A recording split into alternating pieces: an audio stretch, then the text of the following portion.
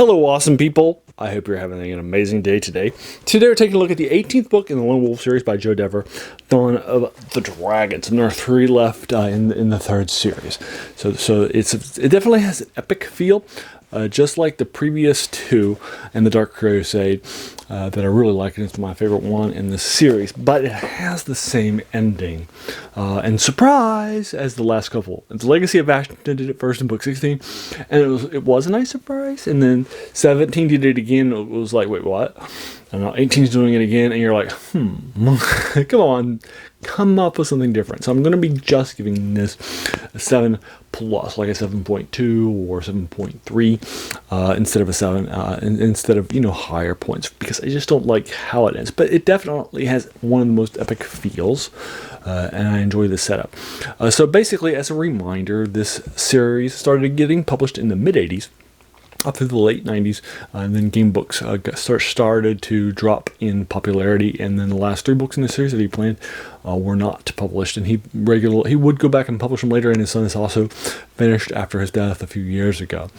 Joe Dever's Lone Wolf series is different from other game books because it has a central sort of plot where each section of the book is another chapter in the overarching plot for you as the last Kai.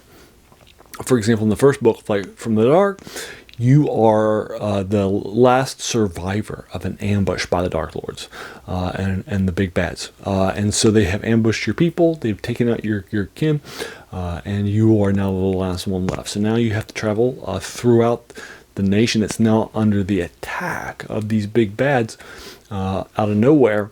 That was previously quiet and nice, and make it to the capital and let the king know what's happening. And that's the end of book 1.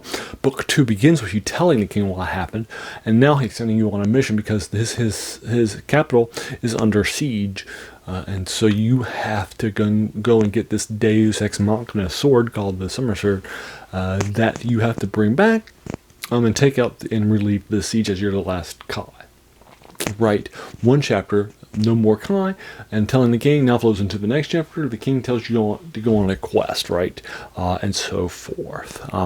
So they each tell an overarching story. The first 5 books are sort of the story of you as a Kai, then you as a Magna Kai, and now you as a Grandmaster, having created the new order. And that's what winds up happening here at number 18. At the end of 17, you're going to find out that your trip home, Banneden's fast traveling airship, had to get called back because while you were away taking care of the Death Lord of Ixia, big bad god Nar has launched an assault again on your homeland with all of these flying lizard creatures that are attacking the monastery. So they have to call back. Quickly, your wizard and best friend forever, Baneden, whom you met in the first book, and he'll make regular appearances throughout the series. So he'll head on out. So now you have to take the slow route back home while the bad people and some very powerful people are trying to take you out. And then when you arrive at your place, other things will happen, and then again it'll have a similar surprise ending as the previous 2 novels, which just isn't much of a surprise anymore. But I like the epic feel. You're heading back, and so you have to, and now you're taking the slow path instead of the faster way back that you normally take to get to a place, and because it's being assaulted by these draconic creatures. And then that's it. And so I do like that. This is the first book after this 3rd series of you as the new, having established the new order of the Kai, that you sort of interact with the people that you created and have invested so much time and energy into training, right? So I like that. I think it's a natural sort of conclusion, and I wish that had happened earlier. This took me about an hour and 45 minutes for me to read it last night. I'm going to link you to 2 things below. I'm going to link you to this book has been published in a harder to find hardback collector's edition, which is pretty expensive on the secondary market, but this book was also printed very rarely, Dawn of the Dragons, and it's also pretty expensive on the secondary market too. I got mine at a used bookstore after I'd started reading it online. And as a 2000 gift, I'll also link you to Project Aeon. As a 2000 millennial gift to his fans, Joe Dever, for one of the best-selling game books of all time, gave all of his rights to the world of Magnamon and all the things he'd written, not just the game books, for this world, like the graphic novel, The Skull of Agarash, and you can find them all online, including this for free, which I read last night online again, with about an hour and 45 minutes worth of my time.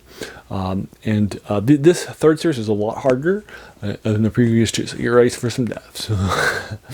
But you can go ahead and start with this if you want, or you can go ahead and read the whole thing online if you're interested as a millennial gift, because he got his money, right? And so he developed a big fan core, and I go back and probably read this thing online on Project A on probably about every 6 or 7 years.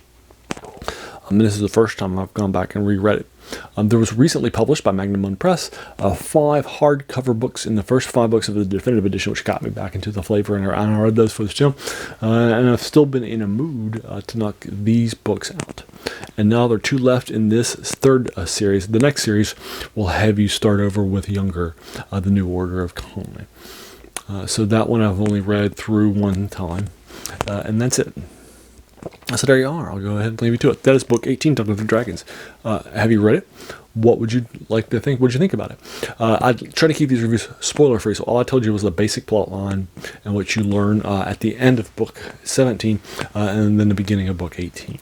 And then that's it. I'll go ahead and leave you to it. So if you want to talk about spoilers in the comments below, let's do so. Just put the spoiler tags around. I'll talk to you about the endings that I don't like the third time in a row.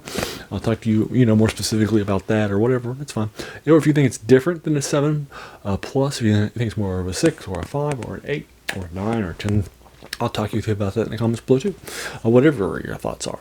If you enjoyed this video, hey, why not hit that subscribe button? There's going to be a lot more to follow. And then finally, I want to thank you so much for taking some time out of your day and investing it and watching my video. We all have so many things that are happening in our lives, and we're pulled in so many different directions.